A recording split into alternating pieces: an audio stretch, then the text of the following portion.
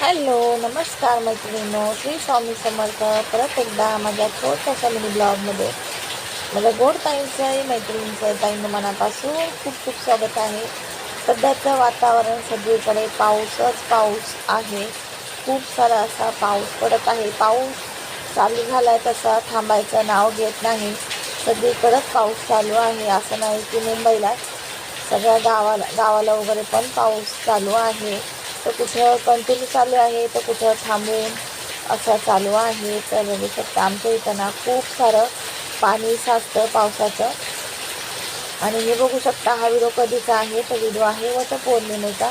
तर वटपौर्णिमेच्या दिवशी साडी वगैरे काही घातली नाही. वडाची पूजा मी घरी करते. सुरुवातीला म्हणजे पहिल्यांदा मी जात होते, मैत्रिणीच होती तर तुझ्यासोबत. आता ती गावी गेली तशी मी घरातच पूजा करते. तर वडाची पूजा घरात केली होती.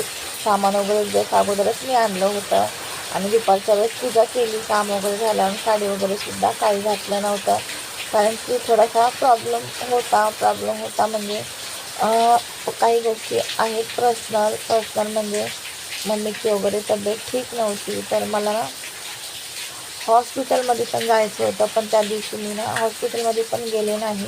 पण त्या दिवशी माझी पण थोडी तब्येत खराब होती. उपवास आणि कामाला जाणं किंवा माझंही दगदग वगैरे खूप झाल्यामुळं ना माझीसुद्धा तब्येत खराब होती. तर मी त्या दिवशी दवाखान्यात गेलेच नव्हते. मी दुसऱ्या दिवशी गेले. तर हे बघू शकताय, गुलाब घेतलं होतं तर गजरा मी घेतला नाही यावेळेस. तर गुलाबच एक आणलं होतं, तेच म्हणलं लावं, पण ते गुलाबही व्यवस्थित बसत नव्हतं. आणि छोटासा व्हिडिओ काढला आहे वटपौर्णिमेचा. तर टाकायलाही वेळ नव्हता किंवा टाईम नव्हता, समजून घ्या. आणि खूप असा पाऊस पडत आहे. वातावरण थंडगार झालेलं आहे. सगळीकडे पाणीच पाणी. आणि हे बघू शकता कृष्ण कमळ आहे. तो खूप छान असायला फुलं आलेत. एक फुल आले आणि कळ्याही खूप साऱ्या कळ्या आलेल्या आहेत.